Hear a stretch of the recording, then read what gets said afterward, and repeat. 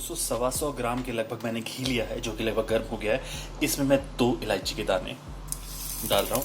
अब मैं इसमें सूजी डाल के भूनूंगा।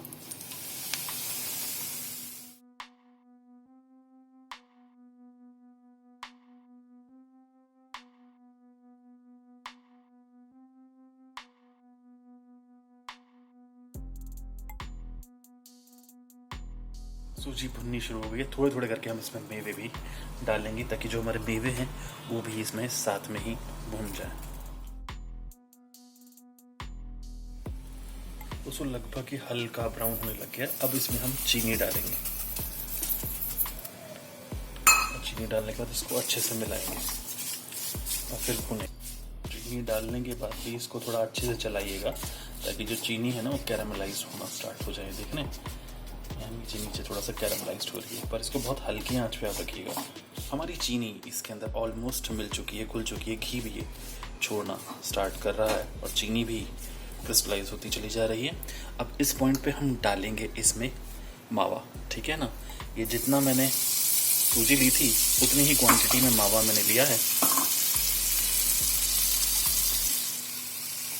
मावा ऐसा झाग भी बनाता था, अब डरिएगा नहीं क्योंकि ये मैं मार्केट से लेकर के आया था, तो ये थोड़ा कच्चा मावा है, पकने में थोड़ा टाइम भी लेगा। और देख रहे हैं ना जैसे कि दानेदार ये है और थोड़ा थोड़ा अच्छे पकने भी लग गया है ये।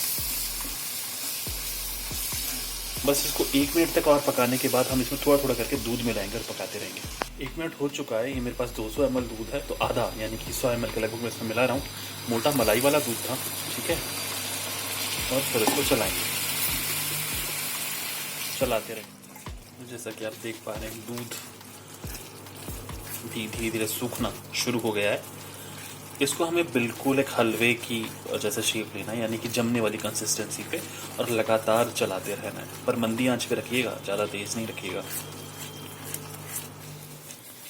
दोस्तों 4 मिनट के लगभग हो चुके हैं, हम अभी भी पका रहे हैं। देखिए हलवे जैसी कंसिस्टेंसी से हो गई है, पर इसको अभी और पकाना है ताकि इसके अंदर जो पानी यानी कि दूध का अंश है वो भी ख़त्म हो जाए और ये जमने वाली कंसिस्टेंसी में आ जाए। उसके बाद बस ऐसे हिलाते रहिए, रुकिएगा नहीं। रुक जाएंगे तो फिर क्या होगा, कहीं से चिपक जाएगा, जल जाएगा। स्पैटुला से फ़ायदा ये होता है कि ये चिपके हुए भी फटाफट निकाल देता है। अगर आप चम्मच से कर रहे होते तो इतना आसान से निकालने आपको मुश्किल होता। पर दूसरी बात ये भी कि इसने घी छोड़ना चालू कर दिया है। ये हमारा पक चुका है, देख रहे हैं ना, तो नीचे चिपक नहीं रहा है। ये भी इसे एक पहचान है। पर हम अभी पानी इसका और सुखाएंगे क्योंकि हमें थोड़ा सा इसकी बर्फ़ी की शेप में काटना है।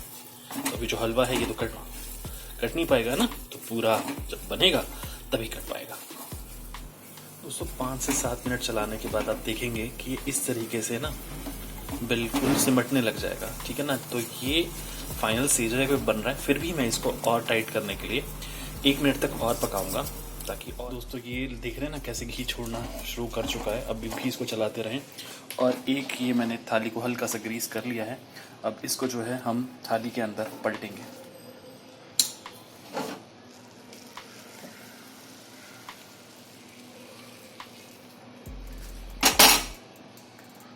और इसको स्पैटुला की मदद से थोड़ा सा फ्लैट कर देंगे।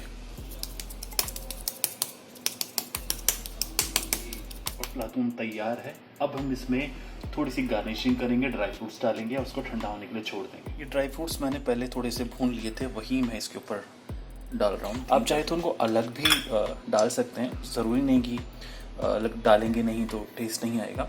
ये मैंने भुने हुए इसलिए डाले क्योंकि वो खाने में ना बड़े अच्छे से और बढ़िया से लगेंगे।